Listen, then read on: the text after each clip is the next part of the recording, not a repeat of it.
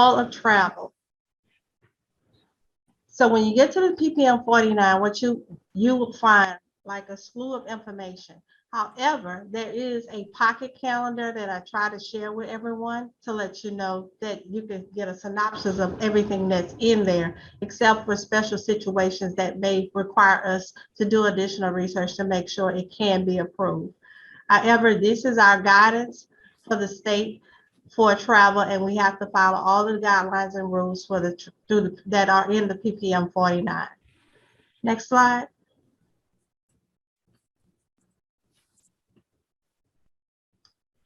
The types of travel that we routinely do are routine travel, which deal with the outreach, where you're going out and you're going to different facilities and actually servicing the students or our clients within the state of Louisiana.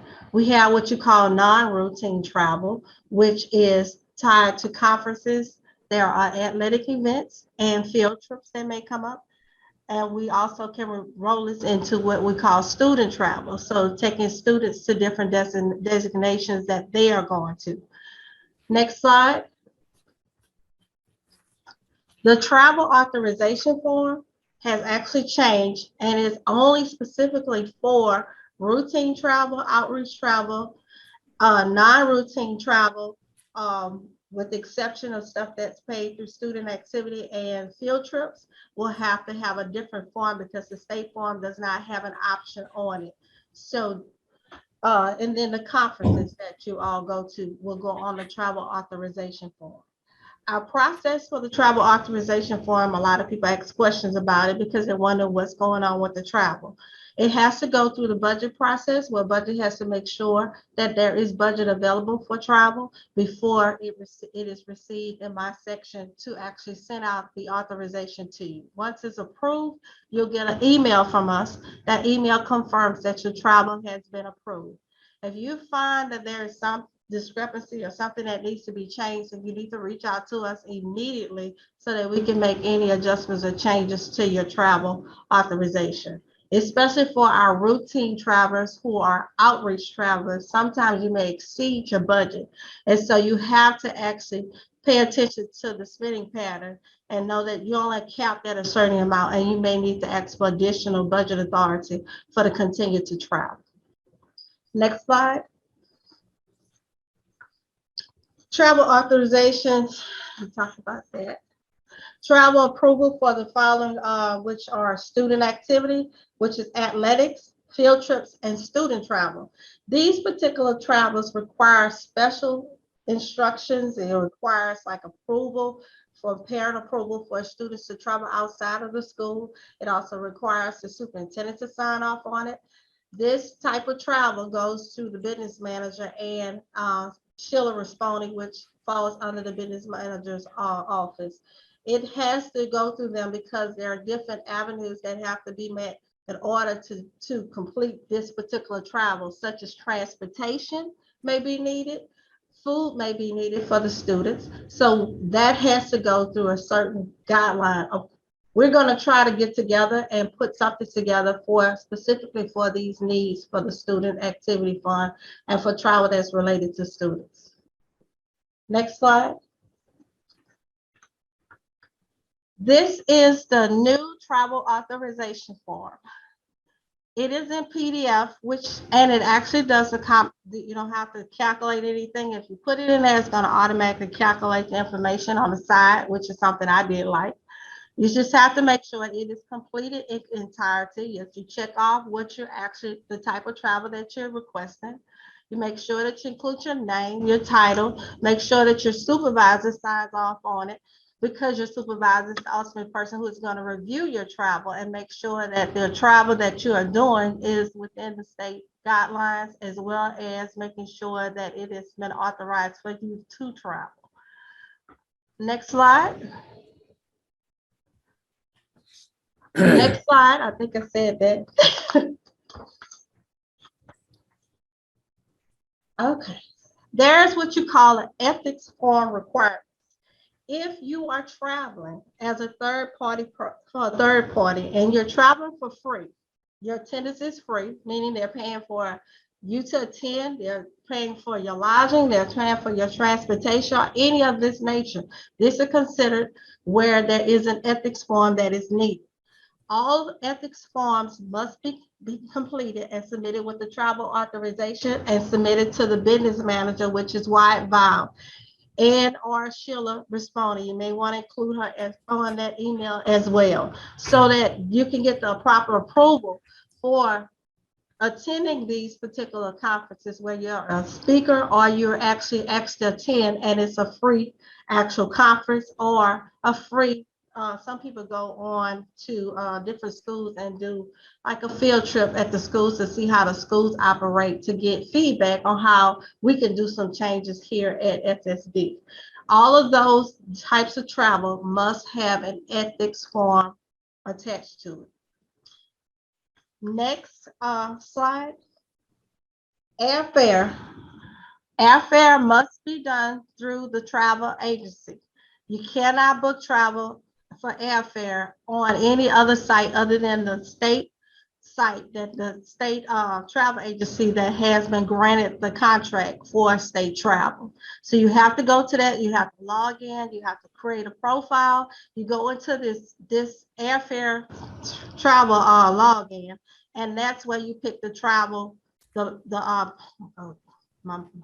that's where you pick the airfare for where you're traveling to. And when you pick it, you do not choose a particular, put a credit card in there, because it's going to be paid with the business office CBA travel card. So whenever you're doing it, make sure you do not include a credit card in there, because it automatically comes to us. We have a 24 or 48-hour turnaround to approve it. Keisha Paul is our CBA travel holder, and so once she gets that email, she should approve it, and you should get a confirmation back from her that has been approved throughout the system. If you don't get a confirmation back, that is your clue to actually contact Keisha Paul and let her know you did not receive anything confirmation back on your airfare travel, because that could be a glitch in the system, and we have found that to be true with some of the incidents of what has happened this year. Next slide. Hotel planners should be used for booking of lodging. You want to make sure you choose, I'm not saying choose the cheapest hotel, because we don't want you actually to stay in a rundown hotel, but we do want you to try to choose a hotel that falls within the PPM 49 guidelines. So look at the specs on the hotel, look at the comments on the hotel, make sure you're choosing somewhere that is safe for you to actually live or spend a night at overnight, to ensure that you are not in an uncomfortable position. If it's a conference hotel, there is some leeway with conference hotels, because conference hotels has blocks. So we prefer that you use the conference hotel, because then you'll get a better hotel, and we can actually pay the additional money that's outside of PPM 49 because of that reason. All right, next slide. If you have questions or concerns when it pertains to the hotels, is a slew of questions on the Office of State Travel website. You could go to it, and it has all of the questions that you could possibly ask concerning hotel stays. If you find, I do want to add this, if you find a hotel, even hotel planners sometimes is higher, then we can contact the hotel themselves, and we'll pay for it with the CBA travel card. Or if you have a travel card, then you can pay for a hotel with your travel card. The tax exempt form has to be submitted to the hotel whenever you arrive at that hotel for check-in. And when you check out, you have to ensure that they do not add taxes to that particular hotel receipt. And you need to get a copy of that receipt to bring back with you, so you can attach it to your travel card if you're using your own travel card for the hotel, or for us to have the actual receipt from the hotel showing what was paid on our CBA travel card. Next slide.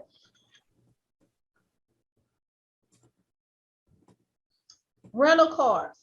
Most people who rent cars actually have travel cards.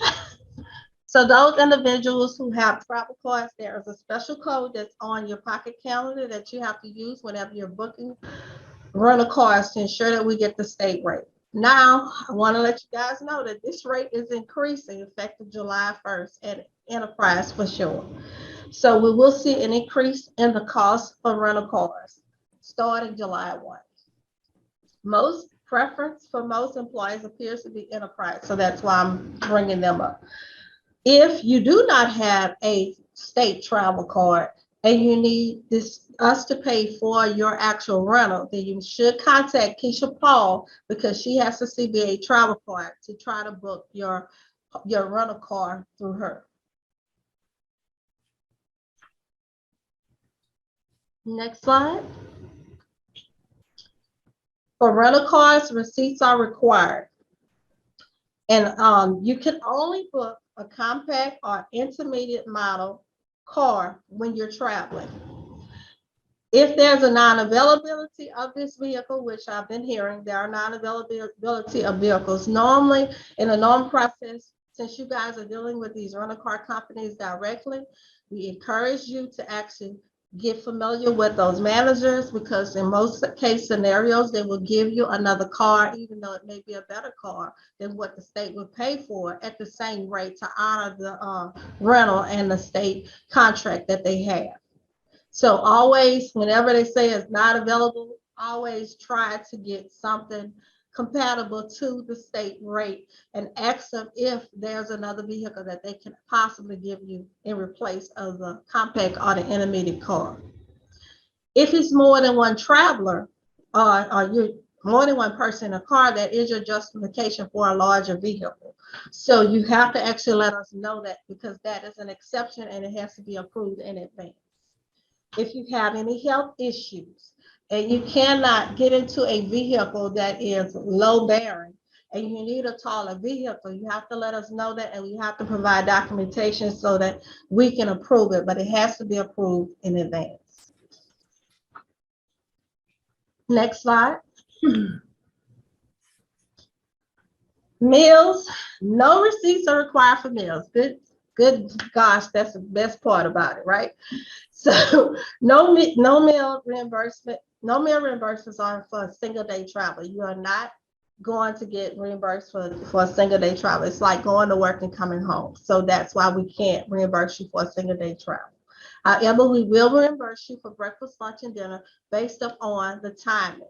So if your travel begins at 6 a.m., then we'll pay you for your breakfast.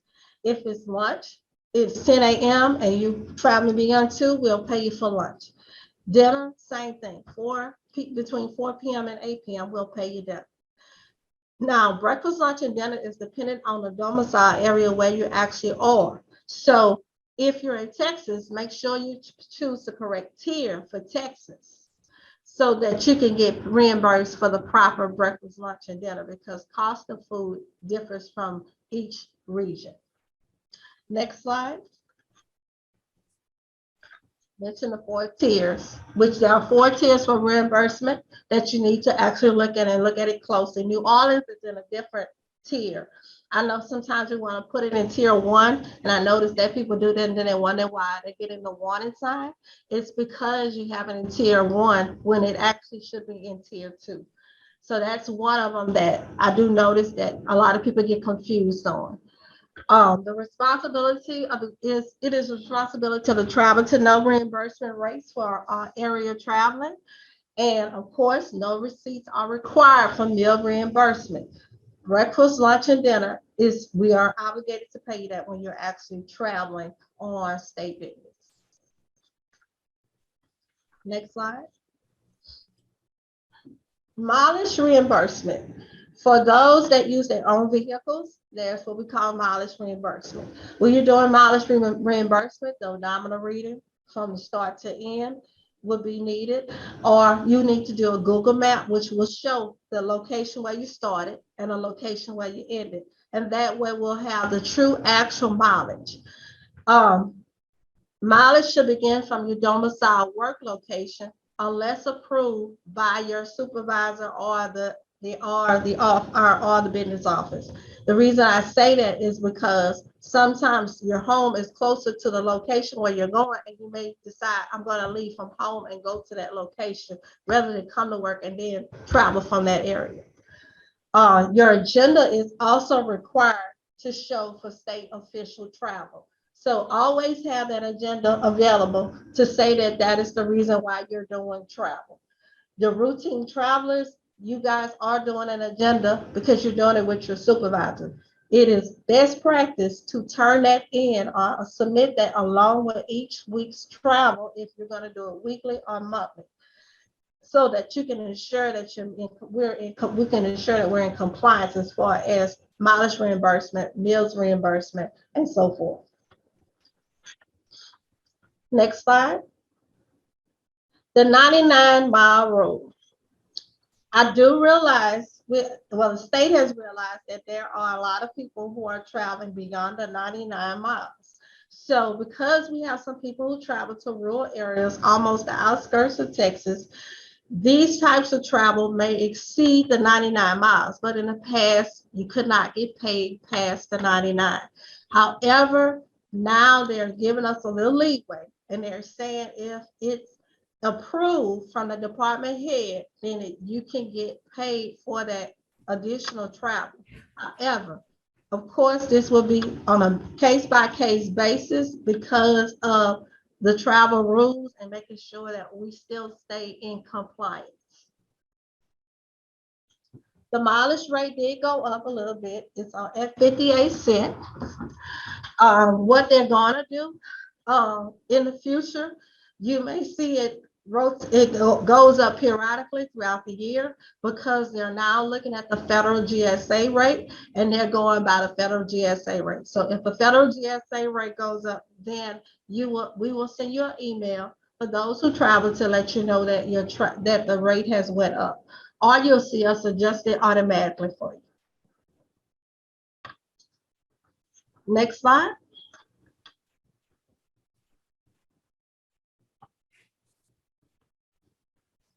Okay. So for airline tickets, sometimes, occasionally we have instances where they are not used. We do not recommend not using airline tickets. I know emergency situations may come up and there may be a cancellation in travel. However, if you are scheduled for travel, we expect you to actually go on that particular travel that you actually asked for authorization for. If for some reason you're not able to go because of an emergency situation or something came up that beyond your control, that you cannot travel for the state purposes that you asked for authorization, you have to keep in mind the 30 days, the 120 days, the 90 to 60 days. We're going to get notifications because these tickets will expire. They are giving us leeway to use them among different travelers now, but we have to get with our Office of State Travel in order to be able to do it. So we want to try to lean away from this, but however, I want you to make sure you know that it is possible. Next slide. Expense reimbursement. Expense reimbursement, if you're requesting expense reimbursement, this is where I come in. When I go into Leo as your travel admin person, approve those travel expense reimbursement. Keisha and myself actually look at these and we actually approve these particular expense reimbursements based upon your travel authorizations. If we see that there's something wrong, we will send you an email back, or we'll reach out to you to let you know that something is missing. However, there is an option in there. Sometimes, occasionally, I have to reject it, send it back, and let you redo it. If I reject it, send it back, and to allow you to make the corrections, you have the option to go in and make the change and then come back and put in the correct information and submit it for approval. We have been getting a lot of people that's forgetting to hit the send and approval button. Please make sure you hit the send and approval button, because that send and approval button actually sends it to us for approval to pay you for your travel. If you don't hit that button, it sits in a status called in process. In process means you're still working on it. It doesn't mean that we actually have processed it. So if you hadn't sent it to us and we receive a travel expense report, sometimes we get that signed off by you and your supervisor, and we don't see it in the queue. We'll go back and check and see what's going on. In some case scenario, you just didn't hit the button, or you didn't send in the travel expense report, but you put the travel expense into the system. You have to print out that travel expense report, sign it, have your supervisor sign it, attach all the supporting documentation to it, and submit it to the business office. We require the original to be submitted to us. You have the option to do DocuSign if your people are outreach. You have that option to do DocuSign if you have DocuSign in your PDF. They can send it to you, you can receive it, DocuSign it, send it back to the employee can upload it as an attachment. And with that document, as long as all of that information is there, we can actually approve that document and wait on the original receipts to come to us. But if you're going to hand sign it, then we need the original signature. The DocuSign is considered an original signature when it comes to signing documents. The LeGov FI Travel Work Center travel training is a really good travel training that teaches you all about this Leo My Travel. So when I've always encouraged everyone since I've been here to go through that travel training, because that actually gives you all the insight that you need on how to enter information into Leo to get reimbursed.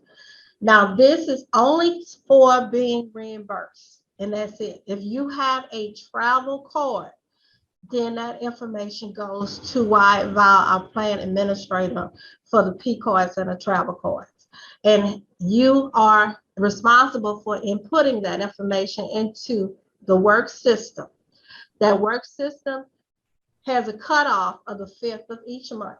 So it is recommended by the business office that you go in weekly and upload whatever you need to upload, add your coding in there, and you can even print out like a weekly approval thing and send it to your supervisor. I know this is going to be hard for outreach people, but those that are, working closer together probably could do it and do it weekly. And then when you get the statement, all you have to do is actually sign up on the statement because you've completed all the necessary steps to make sure it's done timely.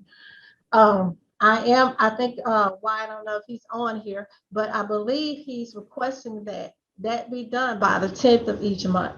He will correct me if I'm wrong, because there should be another training coming up on the LeCourt cards and for the P cards and the travel. Next slide.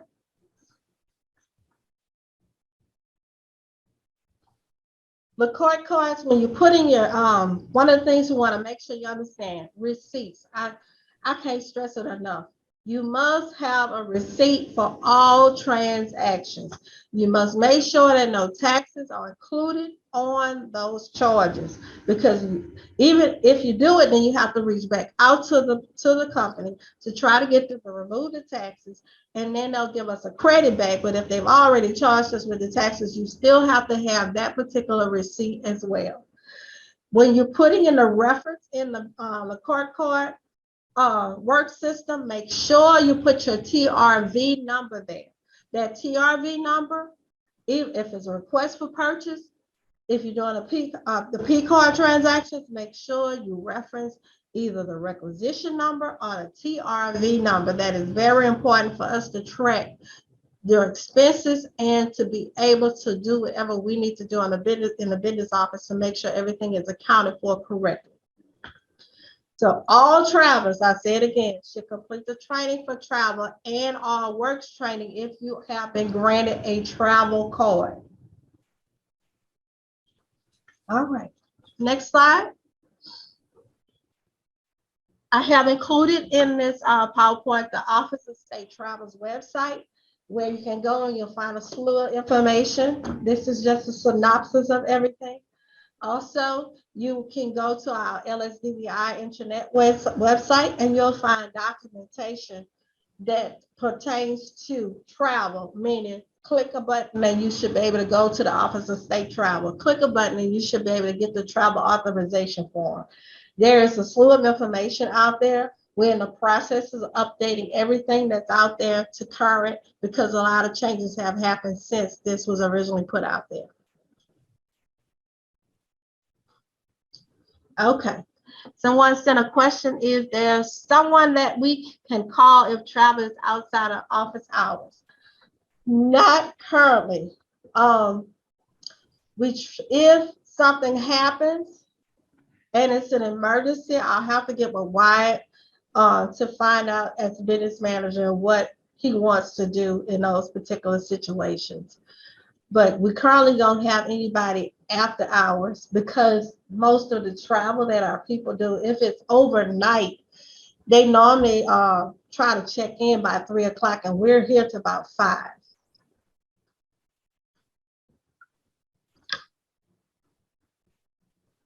But I do answer emails. So if you send me an email and it's at nighttime, I'm going to answer first thing in the morning when I return. For travel that's approved in July, that's already been approved because of those registration dates to make sure we meet the registration early deadlines, those are fine. You do not have to redo your travel authorization form with the new form.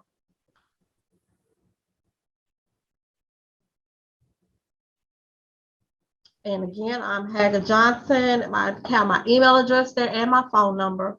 So you're welcome to contact me or call me if you have any questions or after this presentation. Yes, Amy, the forms are updated on the website. Any other questions?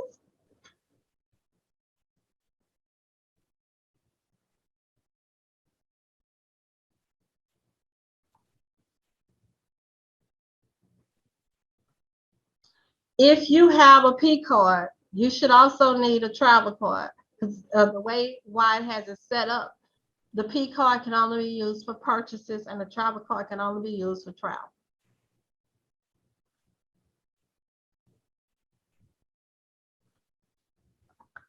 Any additional questions?